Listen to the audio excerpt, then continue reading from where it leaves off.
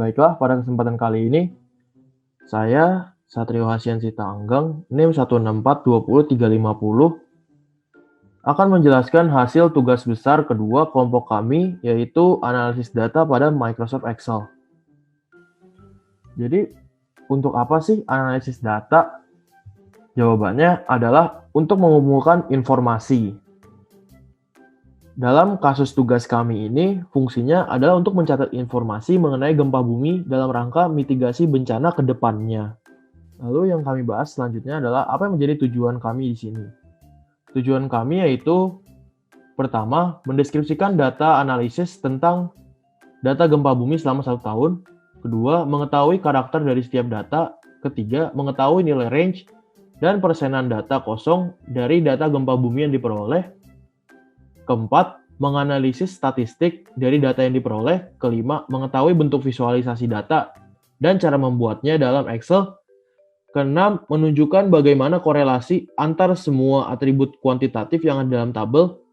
Dan yang ketujuh, mengetahui data tentang kekotoran data dan cara mengecek kekotoran data tersebut. Selanjutnya ada teori dasar. Yang pertama, data analisis. Data analisis adalah upaya atau cara untuk mengolah data menjadi informasi sehingga karakteristik data tersebut bisa dipahami dan bermanfaat untuk solusi permasalahan, terutama permasalahan yang berkaitan dengan penelitian. Kedua, gempa bumi menurut Bayong, yang dimaksudkan dengan pengertian gempa bumi yaitu suatu gerakan atau getaran yang terjadi pada kulit bumi yang dihasilkan dari tenaga endogen. Lalu dasar teori yang ketiga yaitu data analisis tentang gempa bumi. Dampak buruk gempa bumi sangat membahayakan nyawa dan keselamatan manusia sehingga diperlukan data analisis tentang gempa bumi yang dicatat setiap gempa bumi terjadi untuk dapat memikirkan rencana mitigasi bencana sebelum gempa bumi, saat gempa bumi, dan sesudah gempa bumi. Ya, selanjutnya adalah deskripsi data. Pada tugas besar kali ini, kelompok kami menggunakan data gempa bumi di Pulau Jawa dalam kurun waktu 1 tahun terakhir, mulai dari tanggal 23 Desember 2019 sampai 23 Desember 2020, yang berkekuatan lebih dari 2,5 magnitudo. Data berupa tabel sudah dilampirkan dalam folder dengan file berbentuk CSV. Data yang kami ambil ini berasal dari website earthquake.usgs.gov/earthquake/search/ yang merupakan sebuah program peringatan dini gempa bumi yang dimiliki oleh negara Amerika Serikat. Dari website tersebut, dapat diketahui lokasi dan waktu terjadinya gempa berdasarkan kurun waktu yang diprioritaskan beserta data-data lengkapnya, yang sudah kami lampirkan di bagian karakteristik data. Dari keseluruhan data yang kami peroleh, maka diketahui informasi berupa pertama, karakteristik data, 2, statistik dari setiap data, 3, insight informasi dari visualisasi berupa grafik antar data yang dibandingkan, 4, korelasi atau hubungan antar data, dan yang kelima yaitu persentase data kotor. Data yang kami memiliki dimensi sebesar 67 baris dan 24 kolom dengan file dalam CSV sebesar 12 KB, serta file Excel sebesar 19 KB. Untuk mengetahui banyaknya baris dan kolom, blok data dari atas sampai bawah untuk baris, dan blok data dari kiri sampai kanan untuk kolom. Seperti di gambar berikut. Untuk cara cepat, hanya melihat jumlah count di pojok kanan bawah spreadsheet Excel. Di sini, count yang kita dapat adalah 68 data. Lalu selanjutnya, yang ada di sini adalah karakteristik data. Pertama ada jenis atribut. Dalam data yang kami peroleh, terdapat berbagai jenis informasi yang nantinya akan berguna untuk analisis dan visualisasi data. Informasi-informasi yang terdapat antara lain ada time, yaitu menit dan tanggal peristiwa terjadi pada gempa, latitude atau epicentrum koordinat terjadinya gempa di permukaan bumi, tipe datanya adalah kuantitatif discrete, dan time adalah kuantitatif continue.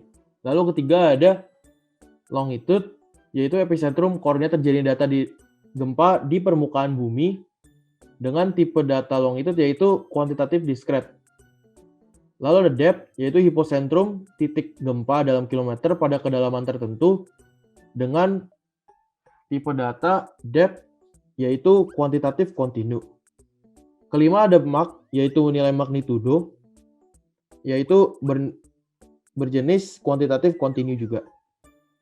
Keenam ada Mach type, yaitu jenis metode perhitungan nilai magnitudo yang digunakan, yaitu pertama ada magnitudo body atau MB yang ditentukan berdasarkan node amplitudo dari gelombang P yang bergerak melalui interior bumi. Lalu kemudian ada magnitudo moment, yaitu momen seismik yang dapat diestimasi dari dimensi pergeseran bidang serta atau dari analisis karakteristik gelombang gempa bumi yang direkam di stasiun pencatat khususnya dengan seismograf periode bebas. Metode perhitungan magnitudo tidak hanya dua. Tipe data disebut pada atribut MACtype adalah kategori nominal. Lalu kategori selanjutnya yang ketujuh ada gap atau azimuthal gap berkisar antara 0,0 sampai 180. Semakin kecil nilainya, maka akan semakin akurat perhitungan pada posisi horizontal gempa. Tipe data ini adalah kuantitatif kontinu. Lalu ada dmin atau jarak horizontal dalam derajat, yaitu epicentrum ke stasiun seismik terdekat. Jenis datanya adalah kuantitatif kontinu. Lalu ada RMS, yaitu kecepatan root mean square dengan tipe data kuantitatif kontinu. Place, yaitu tempat terjadinya gempa dengan kategori nominal. Ada horizontal error, yaitu ketidakpastian lokasi gempa yang dilaporkan dalam kilometer berjenis kuantitatif kontinu. 12 ada depth error, yaitu ketidakpastian kedalaman gempa yang dilaporkan dalam kilometer bernilai kuantitatif kontinu juga. Ada MAC error, yaitu ketidakpastian estimasi nilai magnitude yang dilaporkan yang juga bernilai kuantitatif kontinu. Lalu ada MAC NST, yaitu jumlah stasiun seismik yang melakukan perhitungan pada nilai magnitudo dengan nilai berjenis kuantitatif discrete. Selanjutnya ada karakteristik tiap atribut. Di sini kami mencari range data yang kami sebutkan sebelumnya dengan cara menggunakan fungsi min dan max. Range yang kami dapatkan adalah sebagai berikut. Selanjutnya, kami mencari persen data kosong pada data yang kami miliki. Dengan fungsi count blank, kami dapat mendapatkan data tersebut. Jadi, persen data kosong yang kami dapatkan yaitu semuanya 0% karena tidak ada data yang kosong. Selanjutnya, ada sampel dan statistik data. Sampel data place pada baris terakhir, kami menggunakan rumus lookup dengan fungsi yang dapat kita lihat pada layar. Dengan hasil 36 km south of Sinar Harapan Indonesia.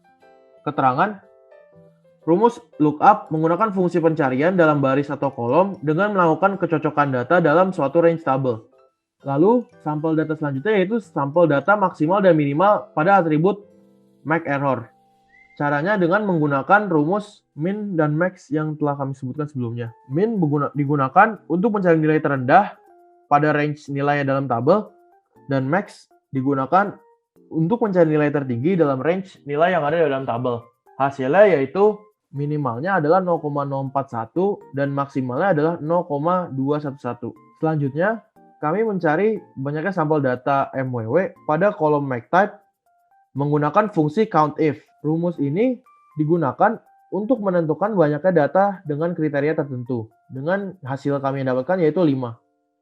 Lalu, sampel data banyaknya data yang dimiliki nilai MAC pada rentang 4-4,5, kami dapatkan hasil 6,3. Hasil ini kami dapatkan dengan menggunakan number filter dari tools yang ada pada Microsoft Excel, yang bisa dilihat pada gambar di sini.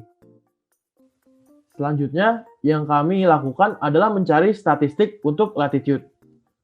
Pertama, yang kami cari adalah rata-rata dengan fungsi average, lalu standar deviasi dengan fungsi stdef, persentil 10% dengan menggunakan fungsi persentil 0,1, persentil 25% dengan fungsi persentil 0,25, persentil 50% dengan fungsi persentil 0,5, persentil 75% dengan persentil 0,75, persentil 90% dengan persentil 0,9, nilai maksimum dengan fungsi max, dan nilai minimum dengan fungsi min. Lalu kami mencari distribusi frekuensi data pada nilai data di mana frekuensi masing-masing data satu dengan cara kami menghilangkan duplikat yang ada pada data dengan aplikasi pada Excel. Dan kami dapatkan hasil sebagai berikut. Dengan cara yang sama, kami mencari statistik longitude, lalu statistik depth atau kedalaman, statistik magnitudo atau mag, statistik gap, statistik demin, statistik RMS, statistik horizontal error, statistik depth error, statistik MAC error, dan statistik MAC NST. Pada data yang disebutkan sebelumnya, tabel berwarna abu-abu adalah frekuensi dari jumlah tiap data. Kemudian, data-data yang kami dapatkan sebelumnya, kami visualisasikan dalam bentuk tabel ataupun dalam bentuk grafik. Ini merupakan visualisasi data yang kami dapatkan. Pertama, ada grafik perbandingan kategori, yaitu ada grafik perbandingan horizontal error dengan depth error, yang kami hasilkan seperti tabel di bawah ini. Lalu ada grafik perbandingan keakuratan nilai MAC dengan pembandingkan MAC dan MAC error, yang kami dapatkan grafik seperti ini.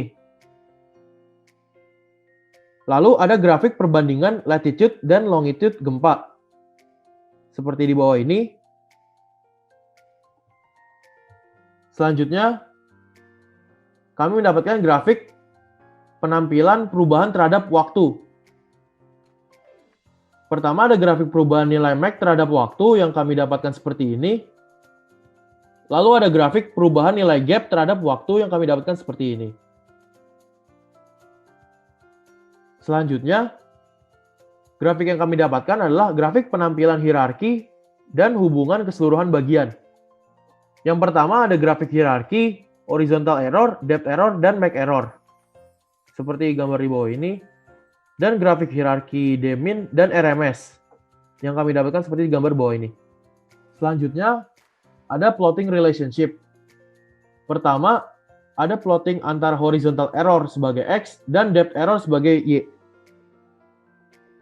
Yang kami hasilkan seperti gambar di bawah ini. Yang kedua, ada plotting nilai MAC dengan besarnya bubble bergantung dengan keakuratan nilai MAC. Yang kami hasilkan seperti gambar di bawah ini. Selanjutnya ada korelasi data. Korelasi data adalah hubungan keterkaitan antara suatu data dengan data lainnya. Pada kasus ini, kami mendapatkan 20 korelasi data dengan nilai korelasi dan tingkat korelasi yang cukup beragam. Berikut adalah nilai korelasi dan tingkat korelasi dari data-data tersebut. Selanjutnya, ini adalah visualisasi data korelasi yang kami temukan.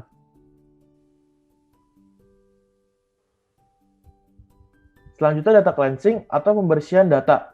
Karena data yang kita memiliki tingkat kotoran data 0%, kita melakukan pengecekan dengan prosedur seperti berikut. Lalu, jika ada data yang kotor, maka langkah untuk membersihkan data kotor dapat dilakukan dengan cara seperti berikut.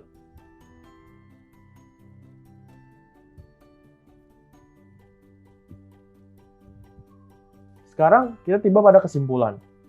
Kesimpulan yang kelompok kami dapatkan yaitu data analisis merupakan pengolahan data untuk menyampaikan informasi yang memiliki karakteristik sehingga bisa dipahami dan bermanfaat bagi halayak umum. Data analisis dari data terjadinya gempa bumi selama setahun terakhir ini sudah dibahas dalam bab 3. Data baik mengenai statistik dan korelasi serta statistik mengenai data numerikal.